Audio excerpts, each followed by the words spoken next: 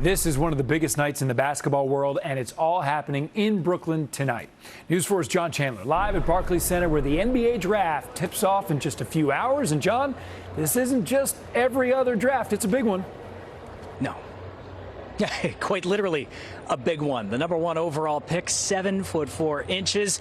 And this draft is about intrigue. It's about intrigue into whether the Knicks and the Nets can make any of the moves that they are currently talking about trying to make, especially here in the first round. There's intrigue into how this draft will unfold. You know there's going to be drama. There always is in the NBA draft. And yes, there is intrigue into a talent unlike any the NBA has ever seen.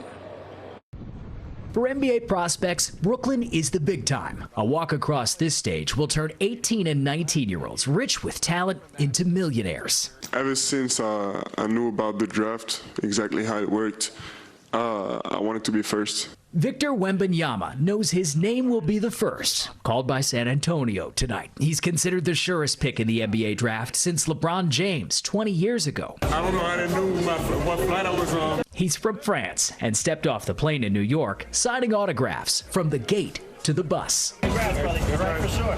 Wembanyama is the NBA's next big thing. At 7'4", his wingspan and his potential are massive. A baseball looks like a golf ball in his hands before throwing out the first pitch at Yankee Stadium.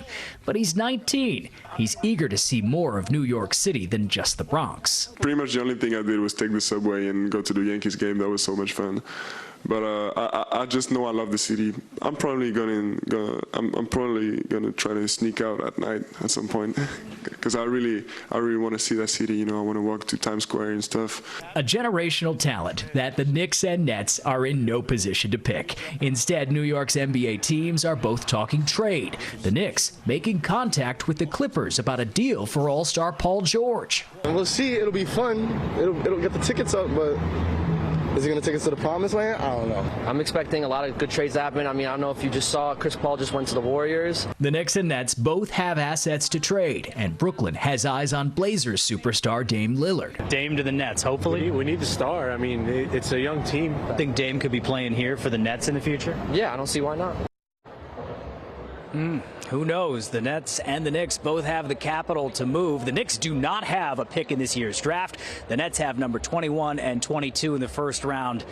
For now, Adam, that's the caveat I will say, because the thing is with the NBA draft, it is all subject to change. Victor Wembanyama is going number 1 to the Spurs, and then expect the unexpected after that. And as for Wemby, Coop, I want to see how he sneaks out in Times Square undetected at 7'4". I think this may be the last moment in his life that he can just run around and have some fun without anyone noticing.